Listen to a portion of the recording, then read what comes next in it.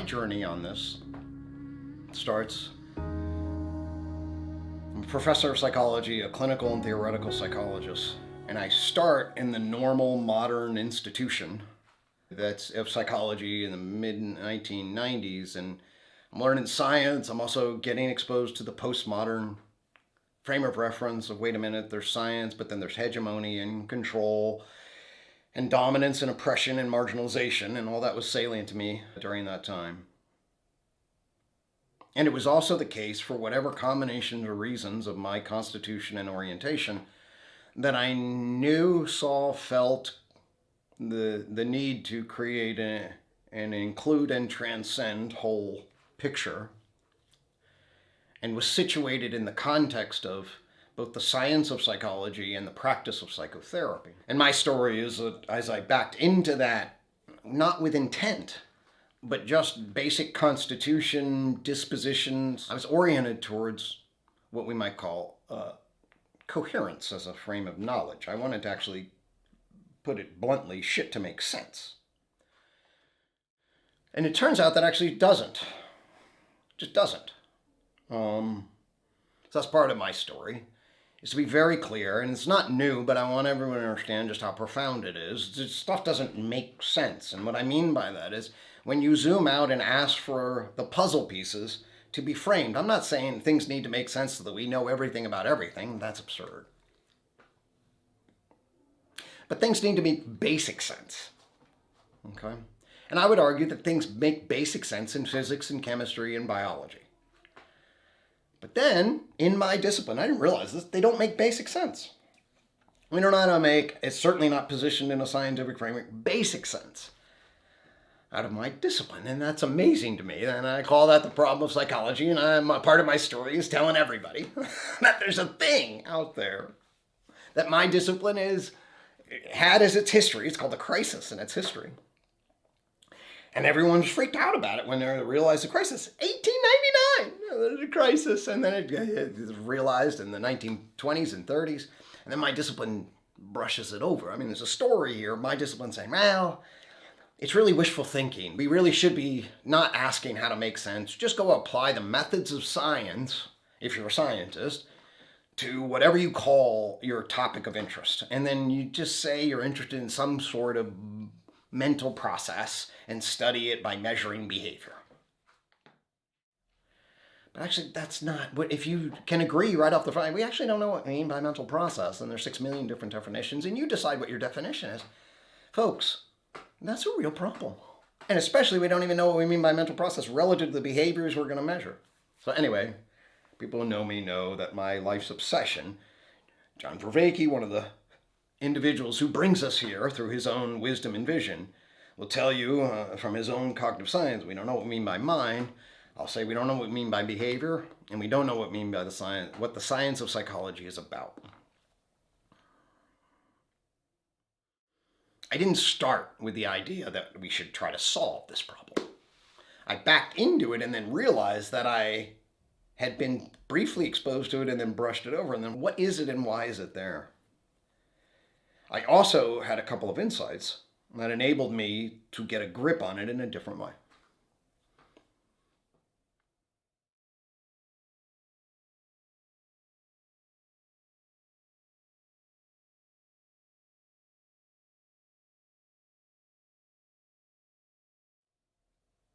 And when you get a grip on it in a different way, what emerges ultimately is a fundamentally different grammar.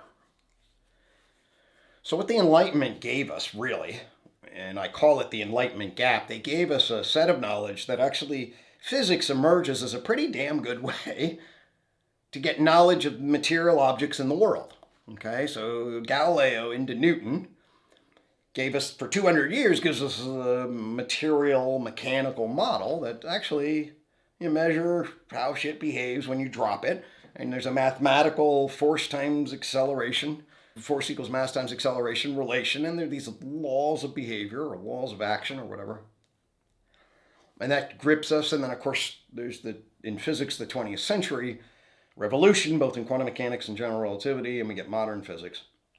But the fact of the matter is that we have a science for energy, matter, across space-time behavior, energy, matter, and space-time scales, that's pretty good. It's got problems.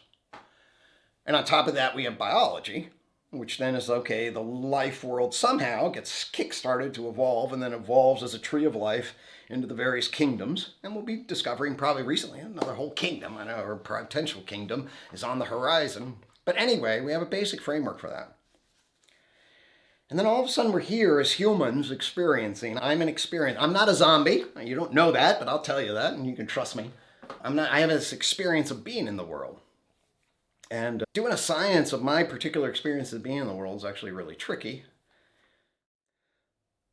Part of my story is that I backed into a way of thinking about that. And ultimately what that is that I figured out a way first to carve out us as cultured persons from minded primates.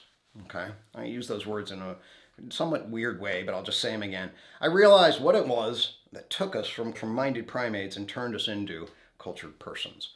What do you mean by that? I'm talking to you and justifying what it is that I'm doing. And justification through human language. Other animals have particular kinds of language, but they don't have this human language thing, which, forgive me if I don't define, but it's a network of propositions, we'll just call it that are linked together in systems of justification.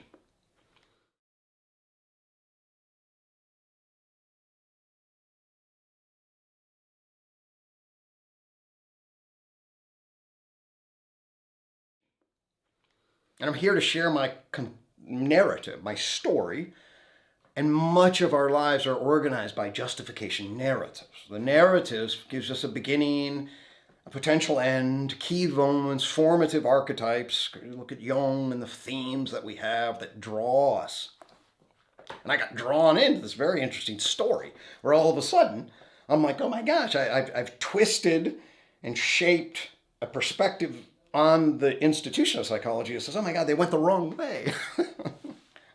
And I'm in the darkness out here, and I'm on the cutting edge and fighting dragons, to use a Jordan Peterson reference, in the darkness and trying to bring home the goods in relation. And I actually think I slayed the dragon and figured out a way to bring home a grammar of understanding. And that grammar of understanding takes what the Enlightenment did in terms of saying, hey, we got matter, and the Enlightenment gap is what, if you forgive my French, do you get mind back into matter? Okay? How do we do that ontologically? What do we mean by mind? And how do we do it epistemologically? And what is the ontological and epistemological relationship between mind and matter? And that's what we're confused about, folks. And everyone out there should be like, yeah, we're confused about that. I mean, we are. That's not a debate. People propose different things, but we have no shared collective frame of understanding, epistemologically and ontologically, the right relationship between matter and mind. Mind-body problem.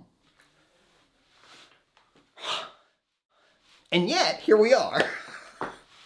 Here we are. Developing a digital global technological society that is amazingly beautiful and horribly tragic simultaneously. Okay? In the sense that we were, 400 years ago, we're basically living in mud huts. Okay? And now, over the Industrial Revolution, I can fly here and we can zoom to each other, and we're on the cusp of an entirely new dimension of existence. Okay? The digital globalization process, where we're developing a novel communication information network that we've never seen before, and all of us should be both excited and scared. Sitting on a planet, okay, that is getting exhausted, as far as I can tell. That is heating up and engaged in a biodepletion, extinction, whereby we're basically turning it into human technology, the Anthropocene. And to the extent that we continue to invest in chewing up Mother Nature and spitting out plastics, and also building atomic bombs and potentially genetic weapons that would turn us into seething viruses pretty quickly, we find ourselves in a pretty vulnerable spot. Add to that the fact that we sit on a knowledge crisis, what John beautifully identifies as the meaning crisis, where we don't know what is true and good collectively. Look at the Enlightenment. Science grows, and it can't put mind into the picture, ontologically and epistemologically. And I'm a clinical psychologist. Okay? I get into this because I like talking to people about their problems, and I wonder about human suffering. and I'm somebody that wants to know human suffering, and I want to honor the real suffering that's there, what I might call first order suffering, because believe me, you're going to get injured and die. And when you get injured and die, that should hurt. And when your loved ones die, that hurts. And suffering at the first order level makes sense. But then there's neurotic suffering, okay? And indeed, we put it in Buddhist language, you get pain times resistance that then leads to sort of unnecessary, unhelpful suffering. And part of my story is the fact that we're seeing a kind of neurotic suffering pervade the planet in what can be called the mental health crisis, and in ways just painfully tragic.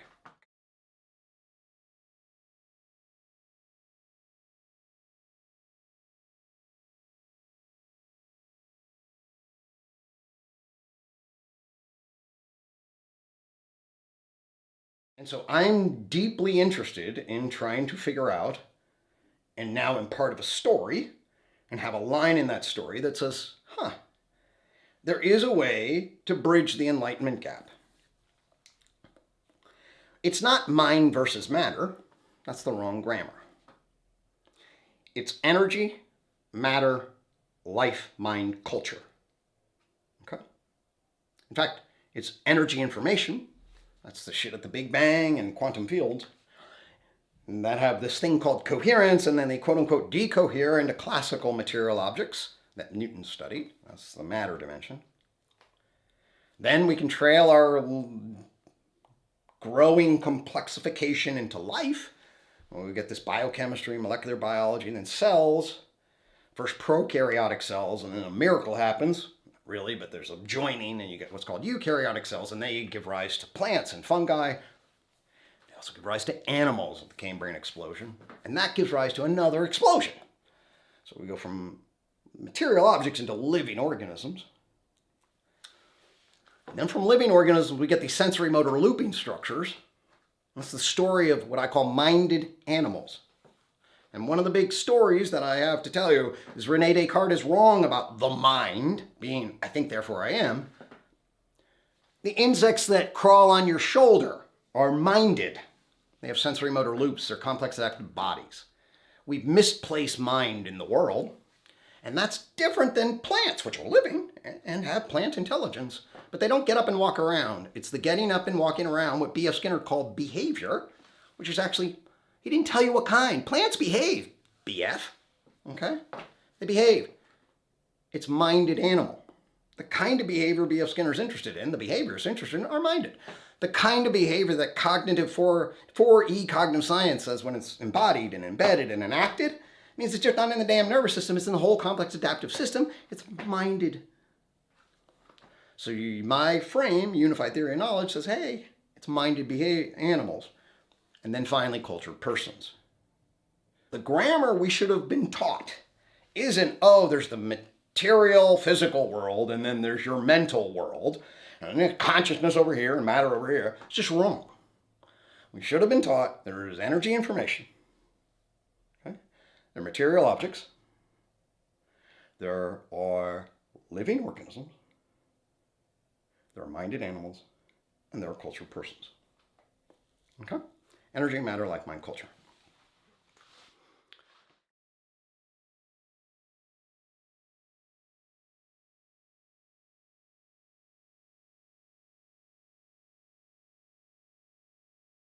Not only is that important for the story of who we are, it's important for the story who we're about to become.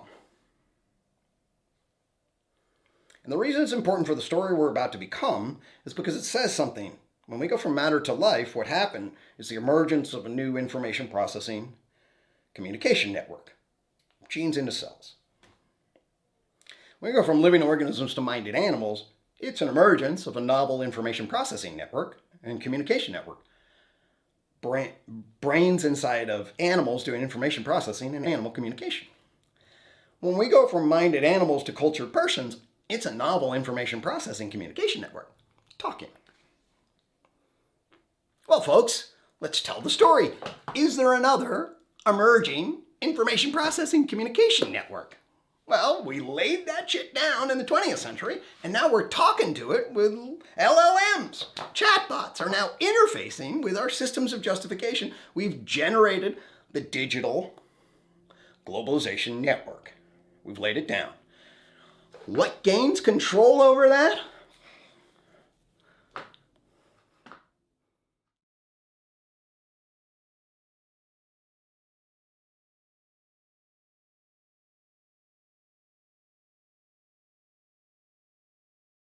Say it again. What gains control over that? How that manifests in terms of a controlled, complex, adaptive system is the great question of the 21st century as I'm concerned. Okay? And how does that organization connect to what I call the wisdom stack beneath it? How does this digital globalization connect to our human lives, our lovers, and our families, and the way we live in the world as cultured, persons, minded, animals, living organisms on this planet? How? This is what's called the fifth joint point in my system. And my life, in many ways, is a story of the fifth joint point as I live it. In other words, energy to matter, joint point 1, matter to life, joint point 2, life to mind, joint point 3, mind to culture, joint point 4, culture to digital, 21st century, the kairos of the moment that we find ourselves in. And this is why I think I'm here in the Respond Network. Because there's a felt sense that there's a kairos of the moment that says the old shit that we were doing isn't up to the task. And the reason, both because of the Industrial Revolution does to the planet and the emergence then of information digital technologies is changing everything. We need a reorganization fundamentally, and we need to do it wisely. We need to bridge a wisdom stack of embodied understanding and to orient it and connect it with the emerging technology, and to do so that's sustainable and oriented towards value. And I don't think we're doing that. In fact, I think the powers that be are basically eating through the tree that we live off of and are going to kill us all if we don't change course. At least that's a very reasonable conclusion. I'm not something apocalyptic, but the natural course is, hey, there's a good chance this whole goddamn thing's coming down, and that doesn't feel good. So that's how I live my life. And I want to respond to that. I want to connect with other people who are in the process of waking up consciously and who in their own language sense the fifth joint point and recognize we need a new conscious evolution and we need to connect together and we need to figure out a way to become aware of the pre-modern and traditional, modern, postmodern, and then meta-modern cultural consciousness that wisely allows us to develop, not in some sort of totalitarian white male way, obviously, with a postmodern sensibility that says no, but with a way that says, yes, there is such a thing as wisdom, and it's not just social identity politics, but there's a fundamental way to connect to the wisdom of the ages through the science that we have that enables us a Sophia, a love of knowledge, oriented toward phronesis, living wisely in a collective. And I'd like to think that my little baton of energy information is now weaving together with other batons of energy information in a Respond network here in Bersiak that enables us to build a larger network that is then one part of another webbing system that hopefully is part of a conscious evolving system that allows us to be good ancestors in the back half of the 21st century. And that is my narrative.